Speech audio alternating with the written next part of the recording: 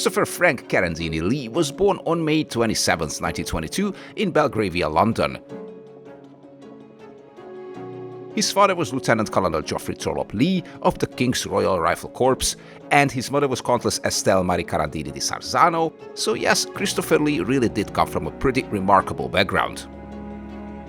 But his childhood was far from simple. His parents separated when he was only around 4. Around that time, his mother took Christopher and his sister to Switzerland, where he attended Miss Fisher's Academy in Territet, and there he played his very first role, Rumpelstiltskin.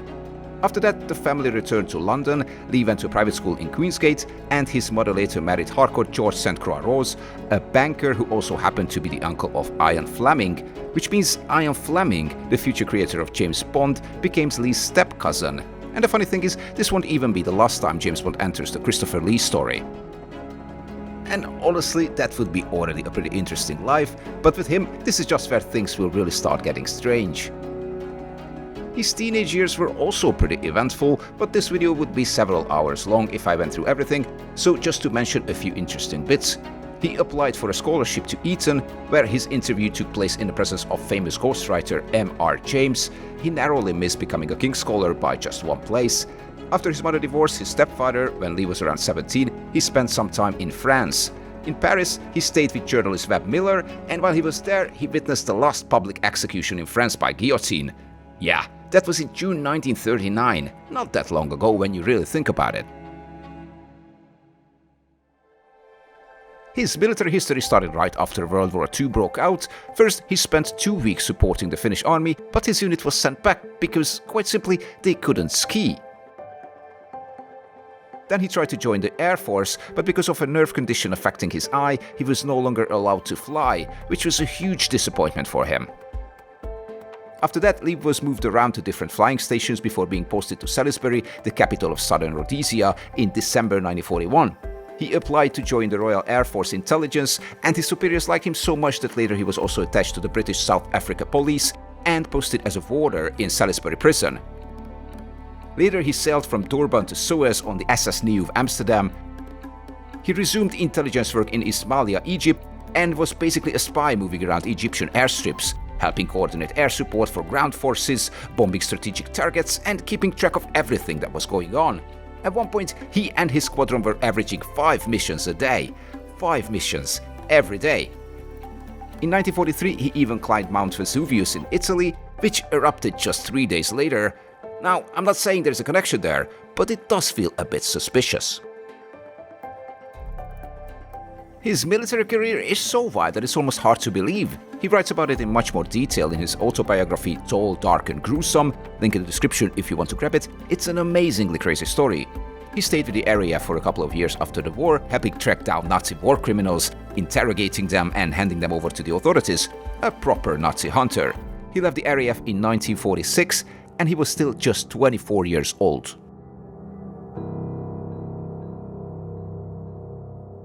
After the war, Christopher Lee returned to London and had to figure out what came next. He was offered his old office job back with a pretty good raise, but after everything he had been through, he just couldn't imagine himself going back to that kind of life. Then came the question that changed everything. During a lunch with his mother's cousin, Niccolo Carandini, the Italian ambassador to Britain, he was talking about his war experiences when Carandini simply asked him, "Why don't you become an actor, Christopher?" And that was it. Just the right question at the right time. Through Carandini, he was introduced to people in the British film industry, and eventually he was sent to see József Somló, or Somló József, a Hungarian-born film producer. So in a funny little twist, one of Christopher Lee's first steps toward becoming a screen actor went through a Hungarian producer.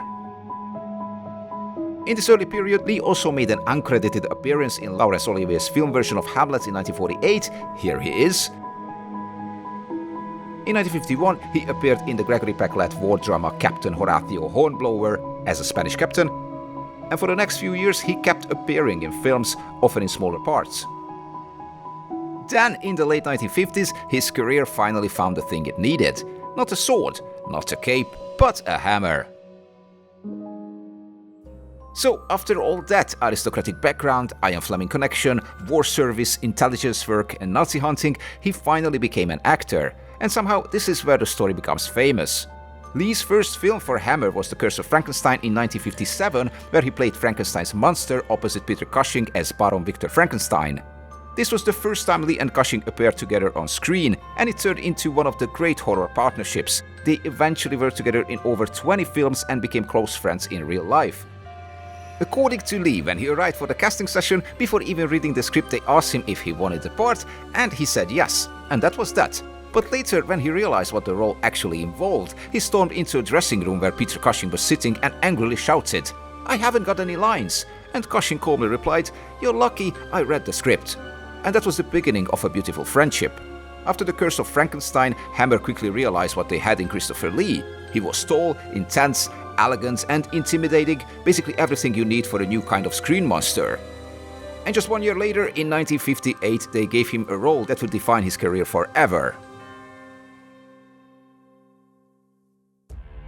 The film was called Dracula in Britain and Horror of Dracula in the United States, and Lee's version of the Count was very different from Bela Lugosi's earlier, more theatrical interpretation. Lugosi's Dracula was hypnotic, mysterious, almost like a supernatural aristocrat floating through the room. Mr. Harker, I'm glad that you've arrived safely. Count Dracula. I am Dracula, and I welcome you to my house. Lee's Dracula was more physical, more dangerous, more animalistic. He brought a dark, brooding kind of sexuality to the role, and this was really where the image of the fanged vampire became burned into pop culture. The blood, the eyes, the fangs, the sudden burst of violence. This is the kind of Dracula that steps off the pages of the book and takes a bite out of you. And the audiences loved it. There was one problem. Christopher Lee didn't want to spend the rest of his life being Dracula. But Hammer did. He returned to the role in several sequels, including Dracula, Prince of Darkness in 1966, where Dracula famously has no dialogue at all. He just hisses all the way through the film.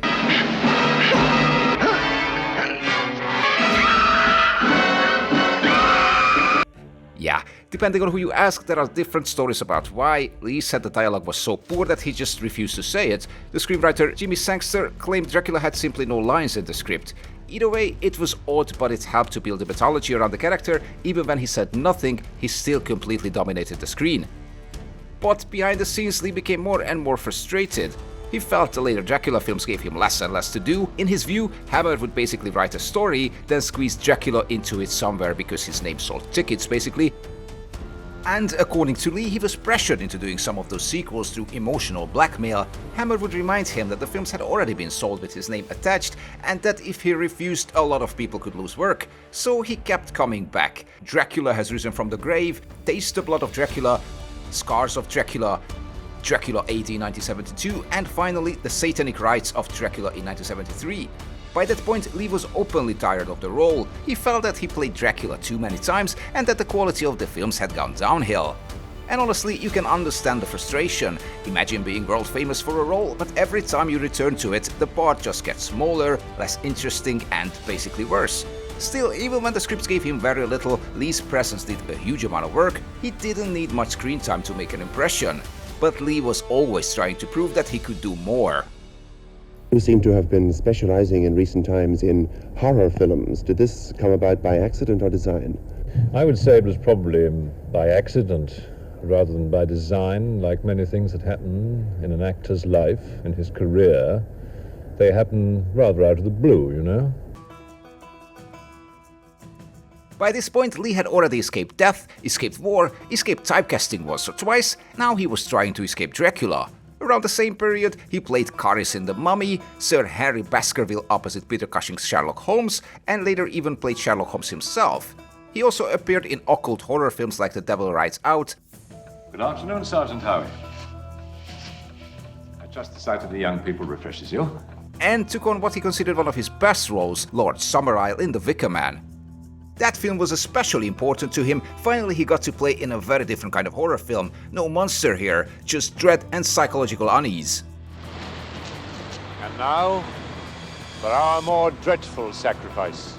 Another strange chapter in Lee's career was the Fu Manchu series. Between 1965 and 1969, he played the character in 5 films, starting with the face of Fu Manchu. I didn't see him as an anti-hero. I saw him as a man who simply considered that it was his preordained destiny to rule. These were pulpy adventure thrillers built around an already problematic villain archetype, and today they feel very, very strange. not because of the stories themselves, but because you have Christopher Lee, a very tall, very British white actor, I will bring desolation to mankind. playing a Chinese criminal mastermind. It was a different era of filmmaking, but honestly, it's hard to imagine these films being made the same way today. They belong to that awkward part of film history, where you can understand why they existed at the time, but you also really feel the distance between then and now. One of the strangest little detours in Lee's career was Eugenie in 1970. He agreed to appear as a narrator as a favor to producer Harry Alan Towers, thinking it was a film about Marquis de Sade. He flew to Spain, worked for one day, wore a crimson dinner jacket, and nothing seemed especially strange. Only later did he discover that the film had been turned into softcore pornography, with the explicit scenes shot separately after he had already left. Understandably, he was not amused. Just a fun fact, he appears on the cover of Paul McCartney's album Band on the Run from 1973. In 1974, Lee finally entered the world of James Bond as Francisco Scaramanga in The Man with the Golden Gun. It's just such a fun connection, Ian Fleming being Lee's step-cousin. You live well, Scaramanga. At $1 million a contract, I can afford to, Mr. Bond. You work for peanuts. A hearty well done from Her Majesty the Queen and a pittance of a pension. Apart from that, we are the same. And yes, a lot of people like to say that James Bond was partly based on Christopher Lee, but there isn't really any solid evidence for that. Ian Fleming had his own military and intelligence background to get inspired by, so no, Christopher Lee wasn't James Bond, but he absolutely belonged in that world.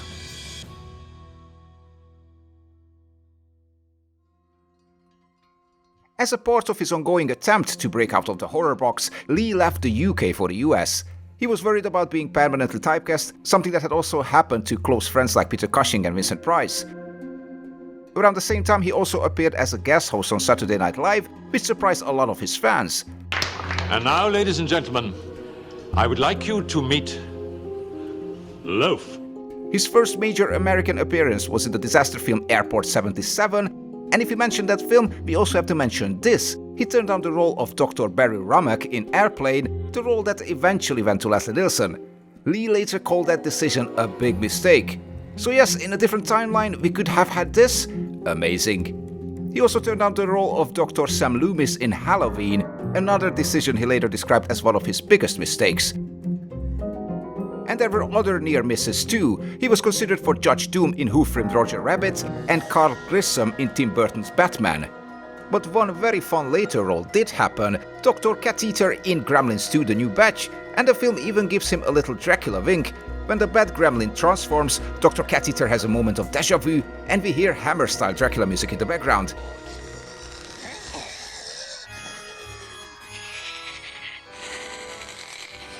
That's the kind of reference I can always appreciate. And just when many actors would be slowing down, Lee somehow found a whole new audience. In the 2000s, Lee's career had yet another major revival, this time through some of the biggest franchises in film history. First, of course, there was Lord of the Rings, where he played Saruman the White. And this wasn't just another acting job for him. Lee was a genuine Tolkien fan. He had read The Lord of the Rings once a year for decades, long before the films were even made, and he was the only member of the cast who actually met J.R.R. Tolkien in person. Because of that, he often visited the production department during the making of the films, offering advice and little details about Tolkien's world. He was famously upset when Saruman's death scene was cut from the theatrical version of The Return of the King.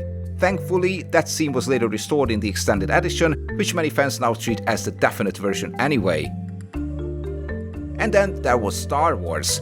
Interestingly, Lee had originally been offered the role of Grand Moff Tarkin in the original Star Wars in 1977, but he turned it down. The role eventually went to his good friend Peter Cushing.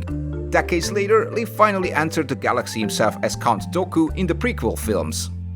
So in a way he missed the first wave of Star Wars, but still ended up becoming part of it. Lee also had a fun little run with Tim Burton, appearing in 5 of his films in total. In Sleepy Hollow from 1999, he has a brief but memorable cameo as the Burgomaster, the man who sends Ichabod Crane to Sleepy Hollow. It is a place called Sleepy Hollow. In Charlie and the Chocolate Factory from 2005, he plays Dr. Wilbur Wonka, Willy Wonka's strict and intimidating dentist father. That same year, he also lent his unmistakable voice to Corpse Bride, playing the stern Pastor Galswells. Then in Alice in Wonderland from 2010, he voiced the monstrous Jabberwocky, which is basically perfect casting. And their final film together was Dark Shadows in 2012, where Lee makes a small cameo as an ancient mariner in Burton's gothic vampire comedy. I mean, it wasn't the biggest chapter of his career, but it's a lovely little late career connection, one gothic icon appearing in the films of a director who clearly grew up loving that world.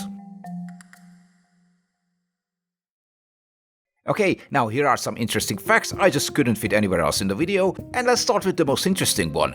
So because apparently acting legend, war veteran, Bond villain, Dracula, Saruman and Count Dooku still wasn't enough, Christopher Lee also had a heavy metal career. He always had that incredible deep raspy voice and he had sung before, including the Wicker Man soundtrack, but later in life he properly entered the world of symphonic and power metal. He worked with the Italian band Rhapsody of Fire as a narrator and vocalist. Then came his own metal projects, including 2 albums. The first one, By the Sword and the Cross, came out in 2010, and the heavier follow-up, The Omens of Death, was released in 2013 on his 91st birthday. So yes, Christopher Lee released a heavy metal album at 91. He also put out metal Christmas songs like Jingle Hell, Jingle all the way. which made him the oldest person to have a top 20 hit on the Billboard Hot Singles Sales chart, and that's just great, honestly.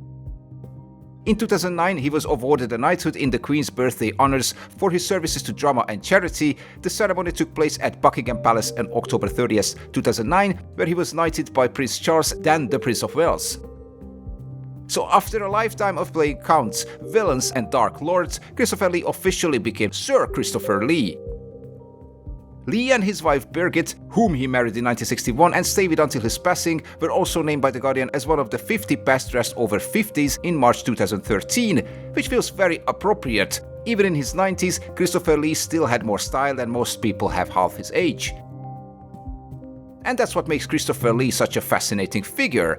He was an aristocrat, a gentleman, a war veteran and a real-life intelligence officer, someone who genuinely lived through history, but at the same time he was never too proud to throw himself into genre films, monster movies, fantasy, horror, heavy metal and strange little experiments. He could have treated those roles as beneath him, but he didn't. Whether he was playing Dracula, Saruman, Count Dooku, a Bond villain or recording metal albums in his 90s, he gave the work his full attention, his full voice and his full commitment. That contrast is what makes him so special. Christopher Lee didn't just have a great career, he had one of the strangest, richest and most ridiculous lives in cinema history. Hello, and greetings to you all, wherever you may be. And thank you, as always, for your appreciation and help during my life as an actor. If you like what you've seen, stick around. More classical villains, character actor portraits and film essays are on the way. Thanks for watching.